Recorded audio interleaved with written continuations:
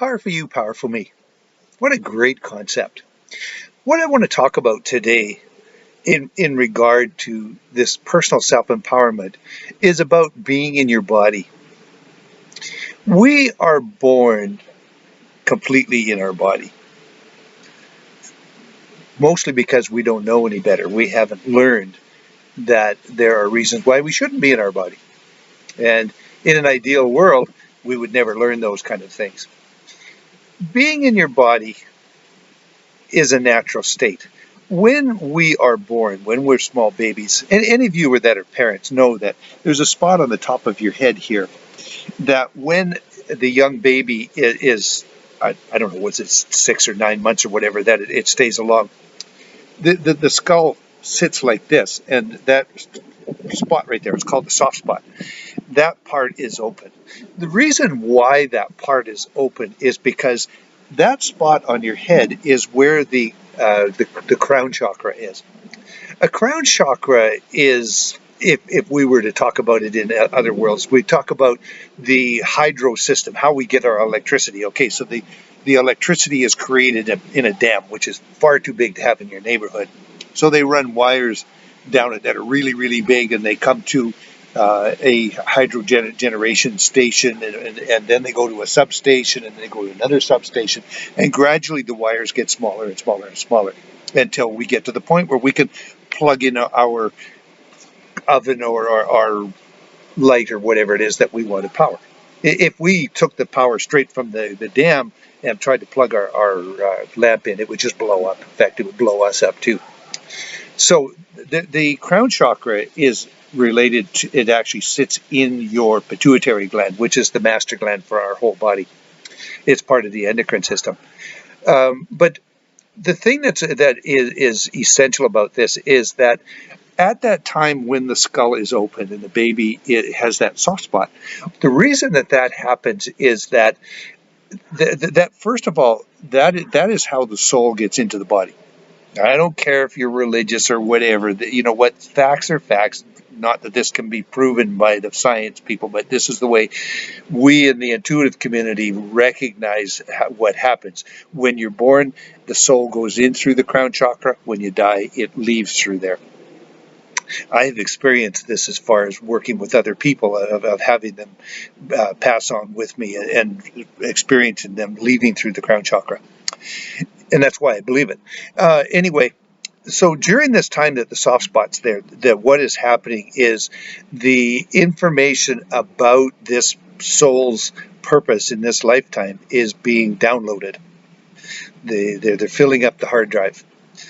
And so everybody has a purpose in this lifetime that we are destined to work towards, not necessarily achieve. It'd be great if we all did, but it doesn't necessarily happen. Anyway, we work towards achieving whatever this aim is in our lives. And then life happens. So through the interactions of what happens during the baby's life, from the time of conception through till the time that they're 7 years old, the platform that the baby operates on is created. So if baby is loved and has all the nourishment and the attention it needs and has wonderful clothes to wear and it's encouraged and whatever like this, that child has a really, really good chance of growing up and being confident and capable of being able to live a good, healthy life. Unfortunately, rarely does that happen. Often the parents are too young or too immature to really handle the situation involved in parenting to the level that the child needs. Possibly the child is born with some kind of a deformity, whether mental or physical or whatever like that, or possibly the parents have some kind of a deficiency. Mom and dad work huge jobs, and so the child is left with a babysitter or somebody that's not really a true caregiver for the child. Kids have siblings. Kids learn from the siblings. They learn from reacting from the kids. I know I was told that I'm number 3 in my family. I have 3 full brothers and sisters. I'm number 3. I have an older brother, an older sister, me, and then my younger sister. Well, I guess I wasn't all that impressed when my baby sister showed up, because she was 19 months younger than me, and I wasn't finished with what I wanted from mom. And here was this other person that was getting in the way of getting my needs satisfied. You think that didn't create some belief systems for both me and my sister, and probably brought out a few refresher courses for my mother too. So that learning process that happens when children are under 8 years old are what sets that child's life in motion. So you've got the two different programs here. You've got the higher program of what was downloaded when the child was born, and they were downloaded through the crown chakra, and then you've got the level of life, and so you've got the job to do and the operating system. That's basically what you've created here.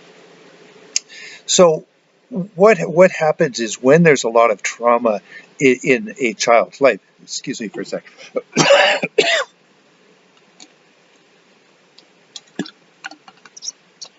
When there's a lot of trauma in a child's life, they feel unsafe. And the more trauma that there is, and whether the intensity of it at one given time or the prolonged effect of it over a longer period of time, plays on the child's perception of life. And they carry that information with them as the basis of their belief of life all through their lives until they learn that it's not true.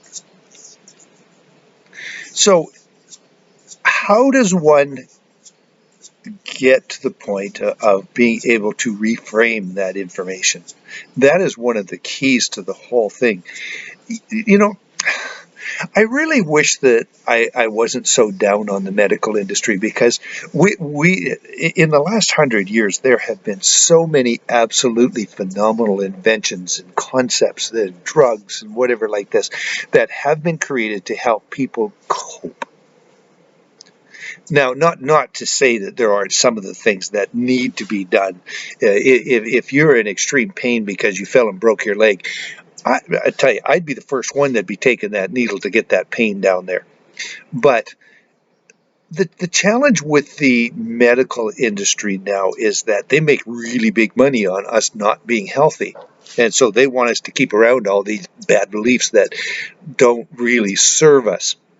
And so what happens is we live our lives believing there's nothing we can do about the way that our lives have expressed. We're stuck with it. Whereas in reality of it, what we need to do is recognize that these things are not true and that we can do something about it. So the first step in doing this process is first recognizing that this stuff is not true. That we depending on the situation, we may need to have some kind of a drug, or we may choose to have a drug to get us down to a level where we can tolerate ourselves. Preferably not, because the drug always masks what the problem is.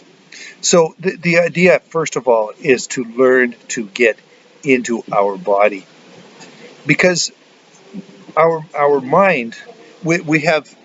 So we're dealing with the three aspects right now: the physical body, the mental body, and the emotional body. So the mental, emotional body work together when there is a trauma, and the mind creates a belief that I'm not safe, and the emotion attaches to that and makes it really, really intense.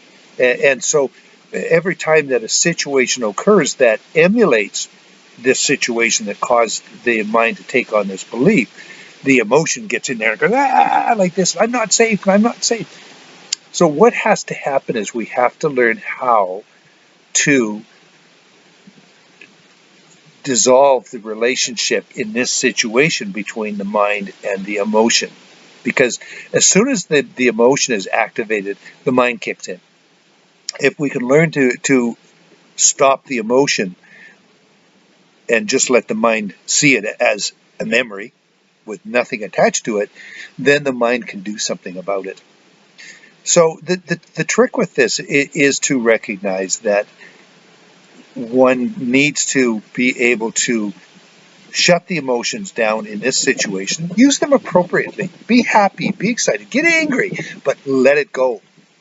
We are not our emotions. We are not our mental side. We are not our physical bodies either. They are tools that we use for experiencing this life. Nothing more. It'd be really hard to get along in this life without them. But we need to use them properly. And that is one of the goals of what the empowering you, empowering me is about, is to help people to understand this concept that we are not obligated to act out what goes on in our minds. We can choose to learn how to let ourselves shut the emotion down comfortably and to be able to let ourselves be comfortable in our bodies.